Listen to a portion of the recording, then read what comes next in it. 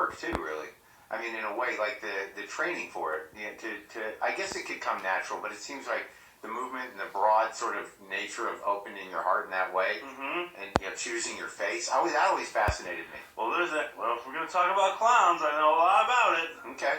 The whole thing about choosing your face is like it kind of comes to you in this, through the process of training as a clown. Yeah. There's all these rules and stuff about. I won't get into the minutia of it, but there are specific rules about being a clown if you're going to really be a formal clown. But when you discover your makeup, it's almost like this sort of inner journey that you make, and you realize who you are, and you design this makeup, and then that's like sacred. No one can do your makeup. No one can take your look. And what happens if someone does?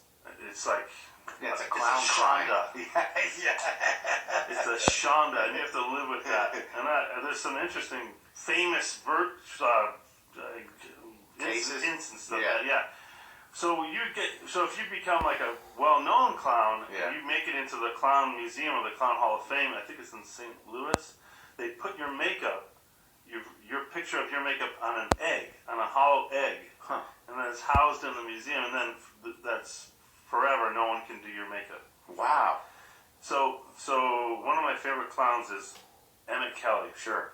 And Emmett Kelly is the famous tramp clown. He's one of the only people in the whole history of clowning that invented a kind of clown.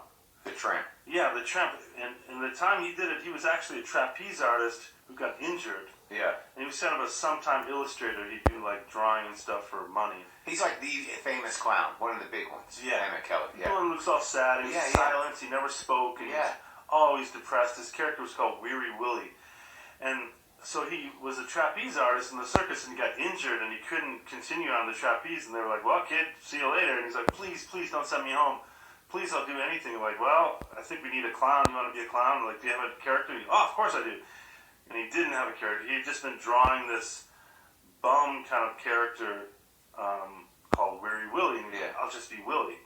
And so he started to do it, and at the time, it was like the Great Depression was going on. And when people saw this clown, it was an instant hit because it made people feel like, well, I'm really struggling, but that guy's much worse off than me. Or they could relate even. That's how bad things were. Yeah.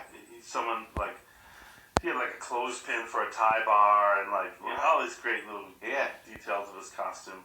Anyway, he became a world famous clown and like the biggest star of the circus, and then he sort of retired, and then his son, Emmett Kelly Jr., decided to continue doing the character. But it's not legal. It was a shonda. Oh, really? Even his kid? Yes, and they stopped speaking as a result of it. Because of the face? Yes. You can't take that guy's look. So it was this big controversy. Anyway, I hope they made peace in heaven. I think they're both... I know the dad is dead. I think the younger son is dead now too. Have you ever done because am I remembering right? Did you do like sort of a clownish character in like Chicago? Wasn't there sort of a broad kind of? I made it that. You did? Yeah, because I wanted to. This whole thing of like putting on the makeup beforehand. I was like, I wanted to be kind of like this tramp clown. Like I kind of edged it that way. Yeah. And then this woman was doing makeup for the movie. People always think they can do clown makeup, and then they put it on you, and you look like terrifying. So this woman started putting on these big black eyebrows on and I already have like a Cro-Magnon brow, so like if you do anything to my eyebrows, it makes me look really scary. So I saw what she was doing, and I was like, hold off. Let me go talk to the director for a second. I think maybe I'm going to do this on camera. Hi. And part of the reason it's the way it is in the movie is because I didn't want the makeup artist to do it. Yeah. So I just did it, and Rob's like, the director. Sup? Just winning trophies here.